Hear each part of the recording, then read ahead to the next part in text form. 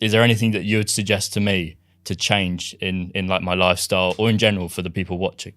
I mean, just make sure your diet's in check. Diet is one of the most important things. When you do a small fast, you'll realize you start pacing in the kitchen or you start thinking about food, right? And you begin to realize that a lot of the tendencies that we incur when it comes to eating is just like no thinking. It's just, I feel hungry, I'm going to eat. I feel hungry, I'm going to eat. Back in the day, you had to go hunt. You had to go get your food. So it's also about how you position yourself. I was saying yesterday to a buddy, make it so hard to lose that it becomes easy to win. So it's like, what's in your pantry? Yeah. You know what I mean? And if your pantry's with only clean food, whole foods, then you're not going to have this fight. And a lot of these things come down to personal fight. So if you clean your diet, you clean your water, and you clean your sleep, add a little bit of mobility, a little bit of exercise, you're doing better than 95% of people. When you add a layer on top of that is your skeletal muscle, right? So after the age of like 35, your body starts to break down. You're going to start feeling it, G. Like, it's just natural. So if you have a strong skeletal muscle and you have good flexibility, great joints, you're going to be able to live and feel really, really good into the long age. It's all about longevity. It's all about longevity. You don't want to be feeling like an aesthetic king and not feel good inside. So I think it's also about taking care of the inside, making sure the colon is clean. And the final part is where happiness comes from at a chemical level, which would be your serotonin. And serotonin is produced mostly in the gut. It's not produced in the brain. So naturally, by having a healthy gut, you have what? Healthy mood. And you have a happy mood. You have a higher elevated tendency. So yeah, that would be my recommendation. Just food, sleep, water, the essentials, mobility, Glass and you're bottles. good. Yeah, glass bottle water. Does it get to a point where it goes too far though? Because like No, Tom, for bro. example, he's Doesn't on go one end too of the far, bro. extreme. It's what's the end, Explain that though. He's just crazy with it. Like, he will only eat the right stuff. I can't be asked to obviously go through and list Is them, that but crazy it's just though? all You the know? right, no, Bro, but it's, Is it okay if I don't poison myself Yeah, every like, now and then? No, How bro. is that some extraordinary? Like, I think it no is. way. He I think it only is. eats whole foods. But like- extraordinary things achieve extraordinary results. Look at Cristiano Ronaldo. That guy will not flake a day. And look what he's 38 competing with 17-year-olds. yeah, I get that. I guess I it's think just, our argument's more like I try and eat nice 80% of the time, eat clean, and then 20% I might have a burger or I might have something that's not so good. Whereas Tom, 100% of the time, more or less, eats. But here's- and he won't And I compromise. wish I could do that. Here's my but- argument, and you'll probably agree with this: is if it's black and white, there's an obvious I can have that, I can't have that, I can do that, I can't. If you allow a little bit of room for this grey area, where's the line? Because you say 20%, you can't track what 20% means. So then on a random Thursday, if you fancy McDonald's, what's to stop you that day just going, okay, I can have it.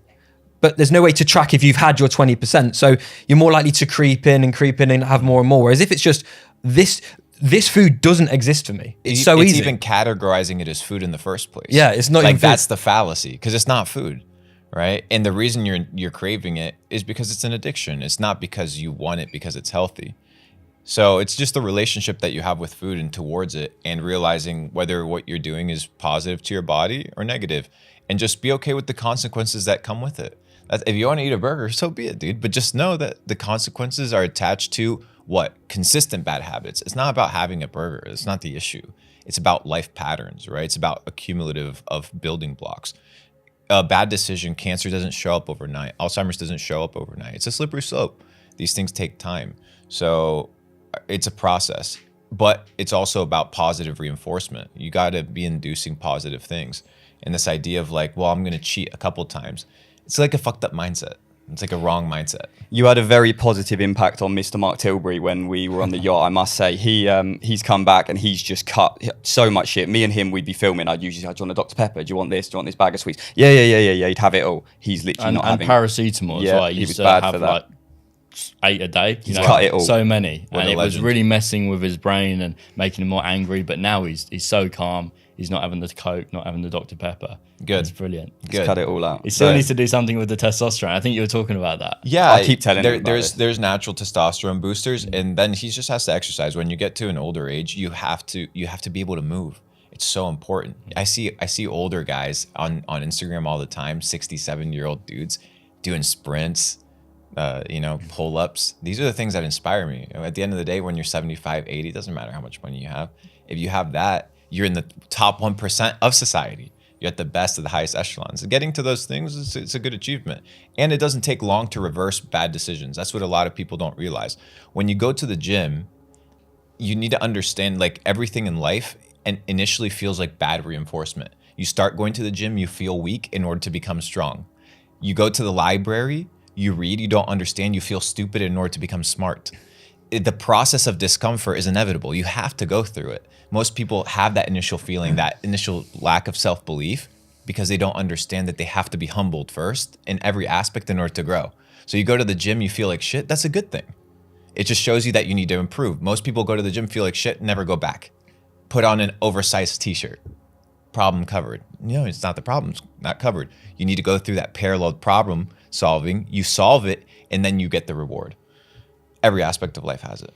Yeah, I mean, I think when I used to swim competitively, I was looking for every little thing that I could do to get an advantage over the competition. And then I applied that to when I started the businesses and everything. I think it really does. It makes you like want to go into discomfort, like you're saying, and actually, beat everyone else and think with a competitive mindset when it comes to, business, etc. What do you think about supplements and vitamins? Because at the moment I'm having like 8-9 different pills every morning, and it's like it feels like there's always another one that you can have, and I don't know what the limit's going to be because my pill box literally can't take any more at this stage.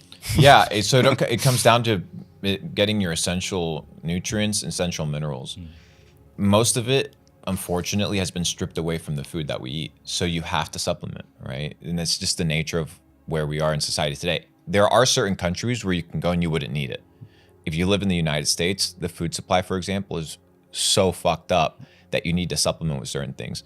But I don't subscribe to 100 pills in your closet, because everybody's trying to pitch you something. So the question is, why is it that you're taking what you're taking?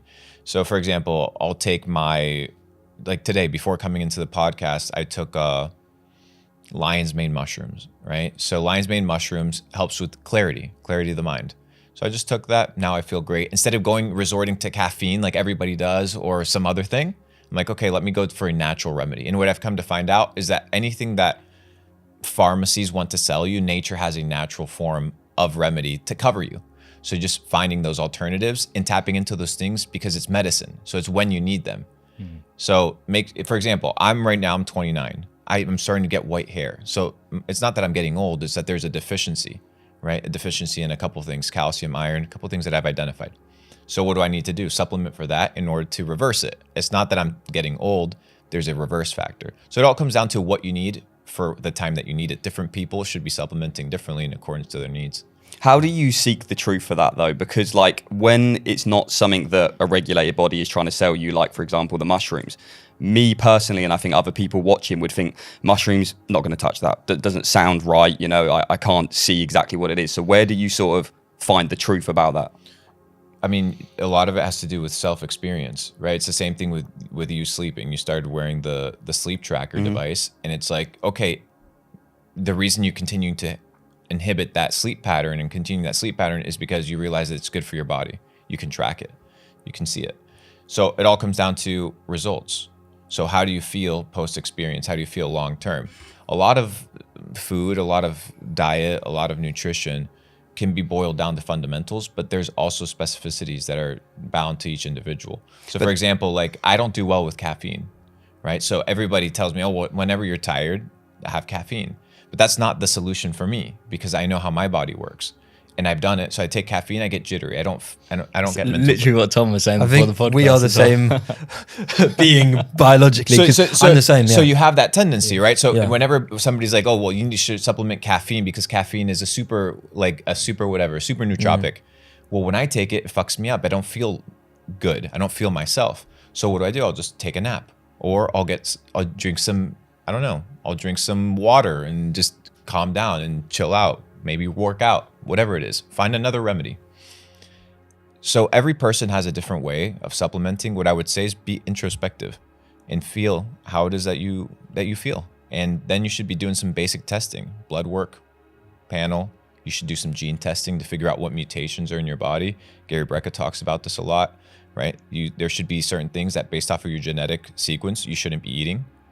for all you know, you're eating gluten and you shouldn't be eating gluten. That's fucking up everything for you. And if you just cut that out, your life would improve. So every Yeah. person has a different perspective. We need to head off to Turkey. Yeah, the thing is, I would love to know. Like, I wish I could just know everything that I should and shouldn't be doing and what has a direct impact to something else.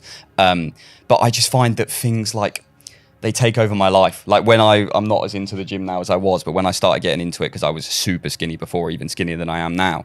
But it would just consume my life. Like from the minute I wake up, just trying to think about getting the meals in and then actually getting the meals in and then going to the gym and stuff. Before you know it, it's like I've wasted so many hours today on just doing that it's exhausting. But I know it's the not a same waste. I know it's conversation not we a had waste. last But time. here's But- the thing. Here's the answer to this, right? You can't have everything in life. True. You can't have everything. You only have a select amount of hours. So you have to choose what you do with those hours.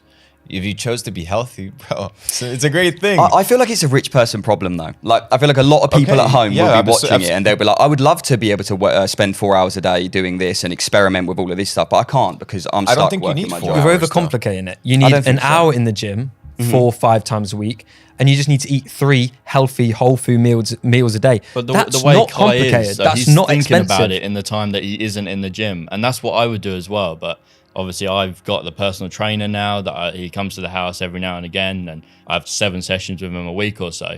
So having him there, making me do it, makes me stop thinking about it. It is I an just obsessive turn thing. up, he tells me what to do, and I get it That's done. what you need. You need that routine. Like, I'm gonna go to the gym tonight, and then I'm gonna eat steak and rice. But I'm not thinking about all this. It's just because I did that yesterday and I did it the day before. Yeah, no, So I it's- get it's- that. Wouldn't you, like, So it comes down to what I was talking about. Make it so hard to lose that it becomes easy to win. Once you commit to sort of say, hey, I go to the gym Monday, Wednesday, Friday. It's just Monday, Wednesday, Friday from this time to this time. Nothing exists except that task.